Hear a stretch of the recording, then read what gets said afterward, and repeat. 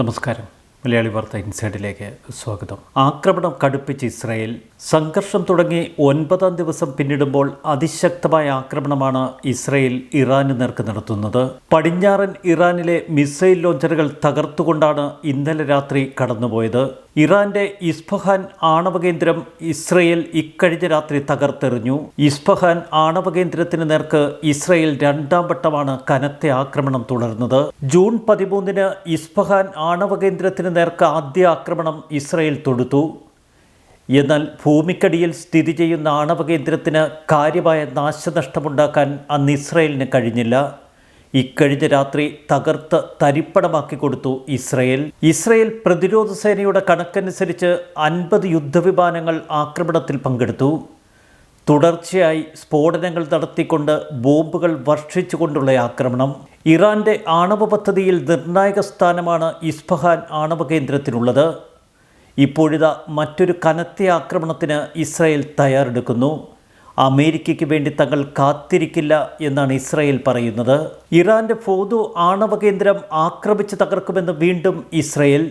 ഇതിനുവേണ്ട പദ്ധതി അണിയറയിൽ തങ്ങൾ ഒരുക്കി എന്നാണ് ഇസ്രായേൽ അമേരിക്കയോട് പറയുന്നത്. ഇറാൻ ആണവ പദ്ധതിയുമായി ബന്ധപ്പെട്ട ചർച്ചകൾക്ക് വഴിയൊരുക്കാൻ 2 ആഴ്ച സമയമാണ് നേരത്തെ ട്രംപ് അനുവദിച്ചത്.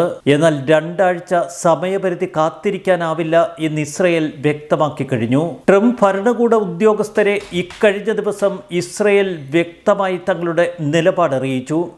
2 ആഴ്ച സമയം തീർത്തും അപകടകരമാണ്. ഇസ്രായേൽ ഇറാൻ യുദ്ധത്തിൽ US ഇടപെടണോ വേണ്ടയോ എന്ന കാര്യത്തിൽ 2 ആഴ്ചയ്ക്കുള്ളിൽ തീരുമാനമുണ്ടാകുമെന്നാണ് നേരത്തെ ഡൊണാൾഡ് ട്രംപ് അറിയിച്ചിരുന്നത്. അമേരിക്കൻ പ്രതിരോധ ഉദ്യോഗസ്ഥരുമായി സംസാരിച്ചവരിൽ പ്രധാനമന്ത്രി ബെന്യമിൻ നെതന്യാഹു, പ്രതിരോധ മന്ത്രി Israel Katz, IDF chief of staff lieutenant general Eyal Zamir എന്നിവരുൾപ്പെടുന്നു. ശക്തമായ നിലപാടാണ് ഇക്കാര്യത്തിൽ ഇസ്രായേൽ അമേരിക്കയുമായി പങ്കുവച്ചത്. ഇറാൻ ആണവ പദ്ധതിയുടെ കിരീടപണിഞ്ഞ ഫോർദോയിലെ ആഴത്തിലുള്ള ഭൂഗർഭ അറകളിൽ സ്ഥിതി ചെയ്യുന്ന ആണവ കേന്ദ്രം തകർത്തെറിയേണ്ടത് തങ്ങളുടെ നിലനിൽപ്പിൻ്റെ പ്രശ്നമാണ് എന്ന് ഇസ്രായേൽ പറഞ്ഞു.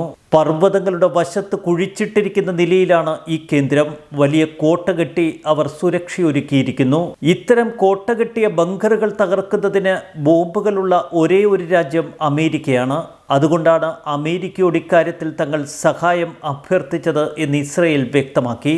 ഇന്നലെ പസഫിക് ദ്വീപായ ഗുവാമിയിലേക്ക് US B-2B ബോംബർ വിമാനങ്ങൾ മാറ്റുന്ന വിവരം പുറത്തു വന്നിരുന്നു. ഇതിന് തൊട്ടു പിന്നാലെയാണ് തങ്ങളുടെ നിലപാട് അമേരിക്കൻ പ്രതിരോധ ഉദ്യോഗസ്ഥരുമായി ഇസ്രായേൽ പങ്കുവച്ചത്. ഫോർദോയിലെ ആഴത്തിലുള്ള ഭൂഗർഭ ലക്ഷ്യങ്ങളെ നശിപ്പിക്കാൻ രൂപകൽപ്പന ചെയ്തിരിക്കുന്ന അമേരിക്കയുടെ 30,000 പൗണ്ട് ഭാരമുള്ള GBU-57 മാസീവ് ഓർഡിനൻസ് പെനട്രേറ്റർ വഹിക്കാൻ B-2 ബോംബർക്ക് കഴിയും. ഇറാനെതിരെ US ആക്രമണം നടത്തുമെന്ന ധാരണ ലോകത്തിൽ ശക്തമാണ്. എന്നാൽ ട്രംപിനെ അധികാരത്തിലെത്തിച്ച ട്രംപ് പിന്തുണക്കാരുടെ സഖ്യത്തിൽ ഭിന്നതകൾ ശക്തമാണ്.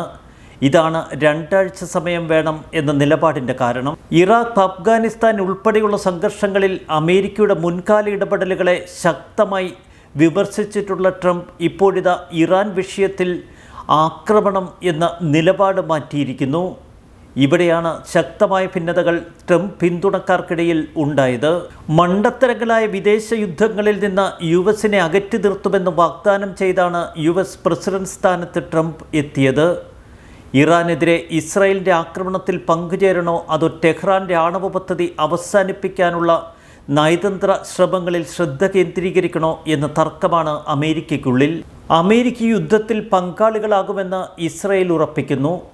അതുകൊണ്ട് തന്നെ പ്രധാനമന്ത്രി ബെന്യമിൻ നെതന്യാഹു ഉൾപ്പെടെയുള്ളവർ അമേരിക്കൻ പ്രതിരോധ ഉദ്യോഗസ്ഥരുമായി തങ്ങളുടെ നിലപാട് പങ്കുവയ്ക്കുമ്പോൾ അമേരിക്കയെ കൂടി ചേർത്തുള്ള യുദ്ധതന്ത്രമാണ് അവർ പങ്കുവച്ചത്. ട്രംപ് തങ്ങൾക്കൊരു വിജയ സാഹചര്യം സൃഷ്ടിച്ചു. ഇസ്രായേൽ US ബന്ധങ്ങളെക്കുറിച്ച് പരിചയമുള്ള ഉദ്യോഗസ്ഥർ പരസ്പരം പറയുന്ന വാക്കുകൾ. വരുന്നയാഴ്ച മുഴുവൻ യുദ്ധം തുടരുമെന്ന കണക്കുകൂട്ടലിലാണ് ഇസ്രായേൽ. എന്നാൽ ഏറ്റവും മാരകമായ ആക്രമണങ്ങളിലേക്ക് അവർ കടന്നിരിക്കുന്നു. ഇസ്ഫഹാൻ ആണവ നിലയം മാത്രമല്ല, ഇറാൻ്റെ പല ഭാഗങ്ങളും ലക്ഷ്യമിട്ട് അതിശക്തമായ ആക്രമണങ്ങൾ തൊടുക്കുന്ന ഇസ്രായേലിനെയാണ് ഇക്കഴിഞ്ഞ രാത്രി ലോകം കണ്ടത്. ഇസ്രയേലും ഇറാനും പരസ്പരം ആക്രമണം ശക്തമാക്കുന്നതിനിടയിൽ ബങ്കർ ബസ്റ്റർ ബോംബുകൾ വഹിക്കാൻ ശേഷിയുള്ള US-ന്റെ B-2B ബോംബർ വിമാനങ്ങൾ പസഫിക് ദ്വീപായ ഗ്വാമിയിലേക്ക് നീങ്ങി. ഇറാനെ US ആക്രമിച്ചേക്കുമെന്ന സൂചനകൾ ശക്തമാവുകയാണ് ഇവിടെ. US-ലെ മിസോറിയിലുള്ള വൈറ്റ്മാൻ വ്യോമസേനാ താവളത്തിൽ നിന്നാണ് B-2 ബോംബർ വിമാനങ്ങൾ പറന്നുയർന്നത്. ഇതിനിടയിൽ ഇസ്രയേലിൻ്റെ 30 യുദ്ധവിമാനങ്ങൾ ഇറാനിലെ തെക്കു പടിഞ്ഞാറൻ മേഖല ലക്ഷ്യമാക്കി നീങ്ങിയതായി രാജ്യാന്തര മാധ്യമങ്ങളുടെ റിപ്പോർട്ട്. ഇറാൻ സൈബർ യൂണിറ്റിൻ്റെ കെട്ടിടം ഈ ആക്രമണത്തിൽ അവർ തകർത്തു. അതിശക്തമായ ആക്രമണത്തിൽ ഇറാൻ്റെ ഖുദ്സ് ഏരിയയിലെ കമാൻഡർ ബഹ്റാം ഷഹരിയെ വധിച്ചുവെന്ന് ഇസ്രായേൽ സൈന്യം വ്യക്തമാക്കി. ഇസ്രായേലിലെ ഏതാനും മേഖലകളിൽ ഇറാൻ ഡ്രോൺ ആക്രമണം നടത്തി എന്ന റിപ്പോർട്ടുകൾ ഇപ്പോൾ ശക്തമാണ്. തെക്ക് പടിഞ്ഞാറൻ ഇറാനിൽ ശക്തമായ സ്ഫോടനങ്ങൾ കേൾക്കുന്നുവെന്ന് പ്രാദേശിക മാധ്യമങ്ങളുടെ റിപ്പോർട്ട്. ഇറാന്റെ തെക്കൻ നഗരമായ ഷിറാസിലെ ഒരു സൈനിക കേന്ദ്രം ഇസ്രായേൽ ആക്രമിച്ച് തകർത്തു. എന്നാൽ ഇസ്രായേൽ നഗരങ്ങളായ ഹൈഫയിലും ബീർഷബയിലും ഇന്നലെ ഇറാൻ മിസൈലുകൾ പതിച്ചു. ആക്രമണത്തിൽ 19 പേർക്ക് പരിക്കേറ്റു. ട്രംപിന്റെ ഔദ്യോഗിക തീരുമാനം പുറത്തുവരുന്നതിന് മുൻപ് തന്നെ ഇപ്പോൾ B-2 ബോംബർ വിമാനങ്ങൾ പസഫിക് മേഖലയിലേക്ക് നീങ്ങിയത് കൂടുതൽ ആശങ്ക പരത്തുന്നു. ഫ്ലൈറ്റ് ട്രാക്കിംഗ് ഡേറ്റയും എയർ ട്രാഫിക് കൺട്രോളുമായുള്ള വോയിസ് കമ്മ്യൂണിക്കേഷനുകളെയും അടിസ്ഥാനമാക്കിയാണ് ഈ റിപ്പോർട്ടുകൾ പുറത്തു വന്നത്. വിമാനങ്ങൾ ആക്രമണ ഉദ്ദേശ്യവുമായി നീങ്ങിയതാണ് എന്ന് രാജ്യാന്തര മാധ്യമങ്ങളുടെ റിപ്പോർട്ട്. ഇന്ധനം പൂർണ്ണമായും നിറയ്ക്കാതെയാണ് മിസോറിയിൽ നിന്ന് ഈ ബോംബറുകൾ പുറപ്പെട്ടത്. ബോംബുകളടക്കം ഭാരമേറിയ പെലോഡ് കാരണമാണ് ഇങ്ങനെ ചെയ്തിരിക്കുന്നത് എന്ന് മാധ്യമങ്ങൾ റിപ്പോർട്ട് ചെയ്യുന്നു. ഫോക്സ് ന്യൂസാണ് ഇത് സംബന്ധിച്ച ആധികാരിക റിപ്പോർട്ട് പ്രസിദ്ധീകരിച്ചിരിക്കുന്നത്. ഇന്ധനം നിറയ്ക്കുന്ന 4 ബോയിങ് KC-46 പെഗാസസ് വിമാനങ്ങൾ ബോംബർ വിമാനങ്ങൾക്കൊപ്പം പറന്നുയർന്നു എന്നും റിപ്പോർട്ടുകളുണ്ട്. ഇന്നലെ ട്രംപ് തൻ്റെ ട്രൂത്ത് സോഷ്യൽ പ്ലാറ്റ്ഫോമിൽ ഒരു പുതിയ പോസ്റ്റ് ഇട്ടു. കാലം മാത്രമേ ഉത്തരം നൽകൂ എന്നാണ് ട്രംപ് എഴുതിയിരിക്കുന്നത്. 2 ആഴ്ച കാത്തു നിൽക്കേണ്ടതില്ല എന്ന സൂചന തന്നെയാണ് ട്രംപ് ട്രൂത്ത് സോഷ്യൽ മീഡിയയിലൂടെ പുറത്തുവിട്ടിരിക്കുന്നത്. ഇസ്രായേലിലേക്ക് തങ്ങൾ വലിയ ഡ്രോണുകൾ വിക്ഷേപിച്ചുവെന്നാണ് ഇറാൻ റവല്യൂഷണറി ഗാർഡുകൾ പറയുന്നത്. എന്നാൽ എത്ര വലിയ ഡ്രോണുകളും നേരിടാൻ സജ്ജമാണ് തങ്ങളുടെ പ്രതിരോധ സംവിധാനമെന്ന് ഇസ്രയേൽ വ്യക്തമാക്കി. ഇറാന്റെ തെക്കൻ നഗരമായ ഷിറാസിൽ ഇസ്രയേൽ പോർ വിമാനങ്ങൾ വരുത്തിയത് വ്യാപക നാശനഷ്ടം. ടെല്ലവീവിലെ ബെൻ ഗുരിയോൻ വിമാനത്താവളം ആക്രമിച്ചു എന്ന വാർത്ത അടിസ്ഥാനരഹിതമാണെന്ന് ഇസ്രയേൽ വ്യക്തമാക്കി. ബെൻ ഗുരിയോൻ വിമാനത്താവളത്തിൽ നിന്ന് തിങ്കളാഴ്ച വിമാന സർവീസുകൾ പുനരാരംഭിക്കുമെന്നും ഇസ്രയേൽ നിലപാടെടുത്തു. ഔട്ട് ഗോയിങ് വിമാനങ്ങൾ സർവീസ് നടത്താൻ തയ്യാറെടുക്കുകയാണ് എന്ന് LL എന്ന വിമാന കമ്പനിയും വ്യക്തമാക്കി. യുദ്ധം അതിന്റെ പാരമ്യത്തിലേക്ക് കടക്കുന്നു. ഫോദോ ആണവ നിലയം ആക്രമിച്ച് തകർക്കുകയാണ് ഇപ്പോൾ ഇസ്രയേൽ ലക്ഷ്യം. പേർഷ്യൻ ഗൾഫിലെ തന്ത്രപ്രധാന തുറമുഖമായ ബന്ദർ അബ്ബാസിലെ ഇറാനിയൻ നാവിക താവളത്തിനു നേർക്ക് അതിശക്തമായ ആക്രമണങ്ങൾ ഇസ്രയേൽ പോർ വിമാനങ്ങൾ നടത്തി. ഈ മേഖലയിലെ സംഭരണ കേന്ദ്രങ്ങൾ പൂർണ്ണമായി തകർത്തു. തെക്കൻ തുറമുഖത്ത് നങ്കൂരമിട്ടിരിക്കുന്ന ഇറാനിയൻ യുദ്ധക്കപ്പലുകളെയാണ് ഇസ്രയേൽ സേന ലക്ഷ്യമിട്ടത്. പ്രദേശത്ത് വ്യോമ പ്രതിരോധം ശക്തമാക്കി എന്ന് ഇറാൻ നേരത്തെ വ്യക്തമാക്കിയിരുന്നു. എന്നാൽ വ്യോമ പ്രതിരോധങ്ങൾ തകർത്തുകൊണ്ട് ഇസ്രയേൽ നാവികതാവളം ആക്രമിച്ച് തകർക്കുന്ന കാഴ്ചയാണ് ലോകം കണ്ടത്. സമാനതകളില്ലാത്ത ആക്രമണത്തിലേക്ക് ഇസ്രയേൽ കടന്നിരിക്കുന്നു എന്ന് വ്യക്തം. ഓരോ ദിവസവും അവർ ആണവ കേന്ദ്രങ്ങൾ തന്നെയാണ് തങ്ങളുടെ മുഖ്യ ലക്ഷ്യമായി കാണുന്നത്. ഭൂമിക്കടിയിൽ എത്ര ഒളിപ്പിച്ചാലും ഫോദോ ആണവ കേന്ദ്രങ്ങൾ ഉൾപ്പെടെ തങ്ങൾ തകർക്കുമെന്ന് അവർ മുന്നറിയിപ്പ് നൽകുന്നു.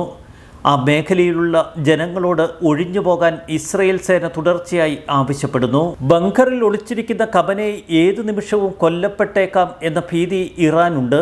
അതുകൊണ്ട് തന്നെ ഖമനേയിക്ക് ശേഷമുള്ള പിന്തുടർച്ചക്കാരൻ ആര് എന്ന ചോദ്യത്തിന് ഉത്തരമായിരിക്കുന്നു. ഇസ്രായേലിൻ്റെയോ US-ൻ്റെയോ ആക്രമണം ഖമനേയി പ്രതീക്ഷിക്കുന്നു. സെൽഫോണുകൾ ഉപേക്ഷിച്ച് അതീവ വിശ്വസ്ത അനുയായി വഴി മാത്രമാണ് ഇപ്പോൾ കമാൻഡർമാർക്ക് നിർദ്ദേശം നൽകുന്നത് അലി ഖമനേയി. തൻ്റെ പിൻഗാമി പട്ടികയിലേക്ക് 3 പേരെ നിർദ്ദേശിച്ചുവെന്ന് ന്യൂയോർക്ക് ടൈംസ് റിപ്പോർട്ട് ചെയ്തു. ഇസ്രായേലിൻ്റെ വധഭീഷണി നേരിടുന്ന സാഹചര്യത്തിലാണ് 3 മതപണ്ഡിതന്മാരെ തൻ്റെ പിൻഗാമികളായി അലി ഖമനേയി നാമനിർദ്ദേശം നൽകിയിരിക്കുന്നത്. എല്ലാ മുതിർന്ന സർക്കാർ ഉദ്യോഗസ്ഥരും സൈനിക കമാൻഡർമാരും തൽക്കാലം മാറി നിൽക്കാനാണ് ഇറാൻ ഇൻ്റലിജൻസ് മന്ത്രാലയം നിർദ്ദേശം നൽകിയിരിക്കുന്നത്.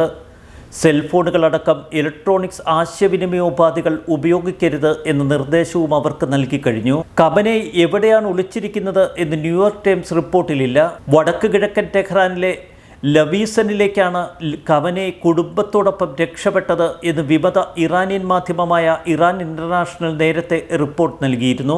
86-കാരനാണ് ഖമനേയി. തന്നെ എപ്പോൾ വേണമെങ്കിലും ഇസ്രയേലോ US വധിച്ചേക്കാമെന്ന് ഖമനേയി കണക്കുകൂട്ടുന്നു.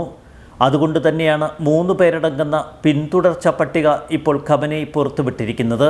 വരും മണിക്കൂറുകളും വരും ദിവസങ്ങളും കനത്ത ആക്രമണത്തിൻ്റേതായിരിക്കുമെന്ന് ഇസ്രയേൽ വ്യക്തമാക്കുന്നു. ഇറാൻ്റെ ഒരു ഭാഗവും സുരക്ഷിതമല്ല എന്ന് ഇസ്രയേൽ ആവർത്തിക്കുന്നു.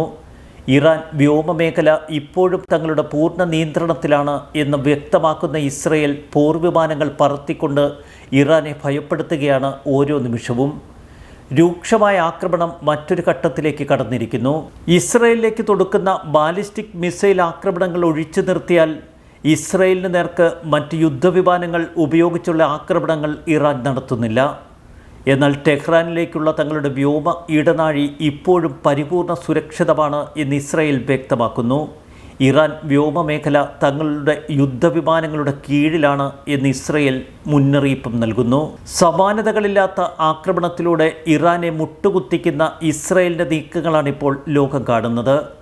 ഏത് നിമിഷം വേണമെങ്കിലും ട്രംപിൻ്റെ യുദ്ധവിമാനങ്ങൾ ഇസ്രായേലി പോർ വിമാനങ്ങൾക്കൊപ്പം ചേരാം. അതാണ് ലോകം ഉറ്റുനോക്കുന്നതും. ന്യൂസ് ഡെസ്ക് മലയാളി വാർത്ത ഇൻസൈഡ്.